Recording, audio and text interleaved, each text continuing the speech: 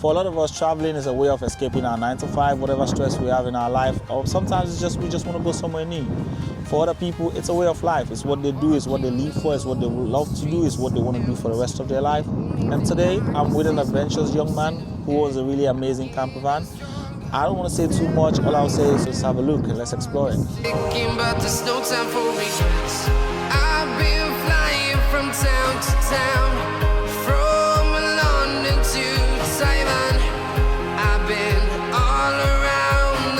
I'm Max, I built this van. I've been travelling around Europe for 7 months. I've went to 22 countries. Let me show you what it's like. I brought this van the start of this year to travel around Europe. A big dream of mine to always travel around a van, and I wanted to build it myself, to build it exactly how I want it. So I started by completely emptying the van of what was in it. Then I had to insulate it, board it out, try and make it as warm as possible because I knew I'd be going through the Alps in the winter. I got stuck in snow a few times, so I'm glad I did. The design, I kind of went for like a modern design because I quite like modern designs, and quite minimal because I don't have a lot of stuff, you know. Rather have memories than things. So walk me through, what was the first thing you had to do when you got the van? You said you strip it, and then what was the first process? First process, so I had to sound deaden it. The most things that I've done first you don't even see now, but it's the main part of building a van. It keeps it warm, make sure you don't hear rain at night.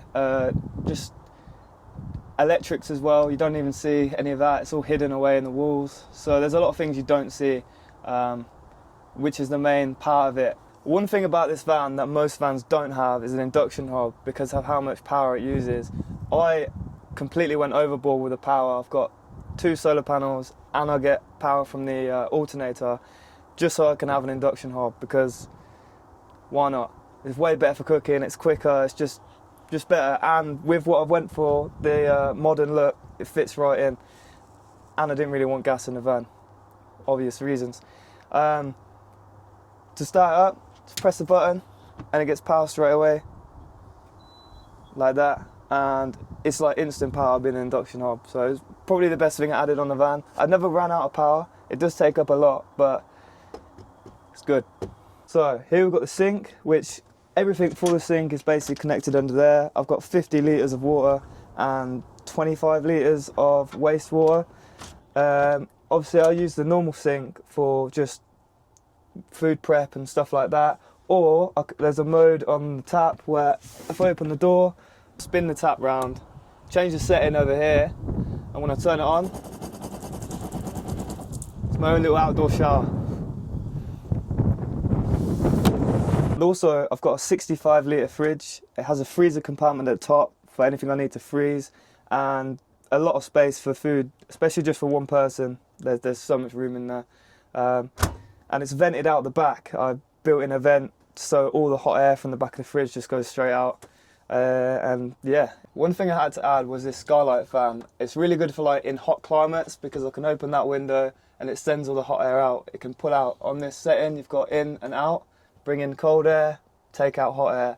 Also, it's really good for cooking because it just, all the fumes can go straight out because it pulls it out. So it's a really good addition to the van. Being on the road for 7 months, I definitely needed a lot of storage, and I've got tons of it. I've got 6 overhead lockers. I've got a full cupboard here with a clothing rail. I've got under the seat, I've got 2 lots of storage. One was for a toilet, one was just for my adventure stuff.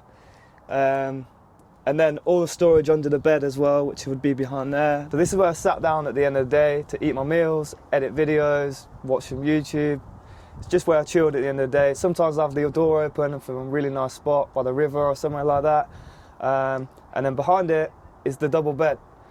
And the double bed had to be custom made because the width of the van is not a standard like size for a bed. So I had to get it custom made just to fit this van. But memory foam, very comfy. So this is a control panel for all the electrics in the van. You've got the power to the lights, the USB socket to charge my phone at night, the fan, the water tank and the fridge, all controlled by here. Anything stronger than that is that switch over there. So this is the main storage compartment in the whole van. It's the biggest, so I have my bike under here, anything to do with camping, like camping chairs, barbecues, went all under here to keep out of the way of the rest of the van, because the rest of the van was basically closed.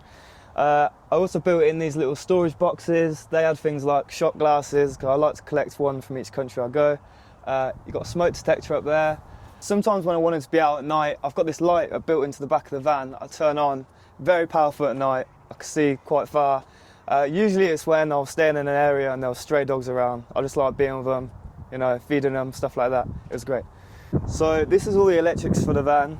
All the power basically comes under these seats to get distributed to everything in the van. What's the battery size? It's just a normal 12 volt, but it's 300 amp hours, I think it is. So it's enough to power everything. It's definitely enough, yeah. I've got 400 watt of solar on the roof, which all comes back to here into this 50 amp DC to DC charger, and then that charges the battery as well as my alternator does as well. You do all the electric works yourself? Everything was done by myself, yeah. Great, So- amazing. Yeah, and then that powers basically all the electrics in the van, the lights, the hob, everything. Everything's come back to this. Nice, nice. Did you build the van yourself? Yeah, I completely done everything by myself, start to finish. I've never done anything like this before, so hopefully next time it should be a lot easier. I told you you're a crazy white boy. I told you that. I always tell you that. No, definitely, but you know, gotta Nice. keep at it. Nice. That's something I want to do, but I don't think I have the patience and skills build to a do it. van? Yeah. I mean, it's yeah, definitely time consuming, but the end result is definitely worth it. yeah, no, If you did. You If did. you got the time. Yeah, you did a great job. I can tell you for a fact. I don't think I would have pulled this off myself. I would have just midway and cancelled the whole project. You know. So Yeah, kudos to you. And I can see you have some wheels. I don't know. Are they off-road wheels or? So the wheels are all-terrain tyres, and it's been a lifesaver. I've took this van into some crazy places, definitely where it shouldn't have been, but the tyres have really saved me. I mean, I've only got stuck twice, and that was my own fault, on a beach and at the side of a mountain. So other than that, I love the alloys. Shout out to Rogue Alloys, goats. Yeah. So how did you? Was you rescued when you were stuck? Oh no, so the one in the sand, luckily I was in Albania, and just a bunch of Albanians in a car came past. I was like, are you stuck? I was like, yeah. I love the Eastern Europeans. Yeah, though. yeah, Like, they're they had to solid get me guys, out. and they're solid like manpower guys, and they're Yeah. always up for it. well, yeah, So definitely. that's But good. they You- hopped in my van and they were like, we'll get you out, don't worry. Oh, that's and sick, then that's the sick. other time, it rained overnight while I was on a mountain, and basically my van sank down and got caught between a stone in there. I basically had to smash the stone up with like my bare hands to get it out, but yeah, that was exciting. In the Wow. rain as well, so good times. I want to say you've done an amazing job. It can really show with the quality and end product of the van. I'm not sure if I would have been able to do something like this, but again, you say you're looking to move on from it, so I guess you've achieved your goal, and now you're moving to something bigger. Yeah, for sure. Yeah, obviously I can't wait to The next, yeah, exactly. Yeah. The next one, and explore it, and then see what magic he comes up with. But again, I just want to say thank you for sharing your van with me. no worries. Thank you. Thank you.